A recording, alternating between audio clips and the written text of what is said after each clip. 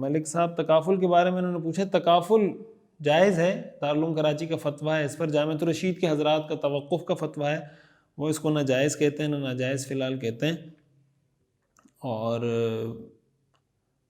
इसलिए दारुल उलूम के फतवे पर अमल करके आप इसको इस्तेमाल कर सकते हैं। मुफ्ती साहब फ़याज़ अहमद गौरी, कुछ दिन पहले एक प्रोग्राम में एक मौलवी साहब गुस्ल के बारे में कुछ मसाइल बता रहे थे, बहुत अहम बात बताई। गुस्ल में वज़ू करते हैं जो सुन्नत में आता है, वज़ू के बाद गुस्ल करते हैं, गुस्ल में अगर आपका हाथ शर्मगाह पर लग जाए तो आपको गुस्ल के बाद दोबारा वज़ू करना पड़ेगा, रहनुमाई फरमाएं। नहीं, कोई ज़रूरत नहीं है। तो फिर आप वज़ू करेंगे, फिर वज़ू के बाद गुस्ल करेंगे, फिर वज़ू करेंगे, फिर गुस्ल करेंगे। गुस्ल करेंगे तो हाथ तो शर्मगाह को लगेगा, तो हाथ शर्मगाह को लगने से वज़ू नहीं टूटता।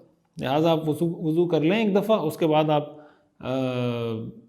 गुस्ल कर लें, और हाथ शर्मगाह को लगने की वजह से आपके वज़ू पर कोई फ़र्क नहीं पड़ेगा।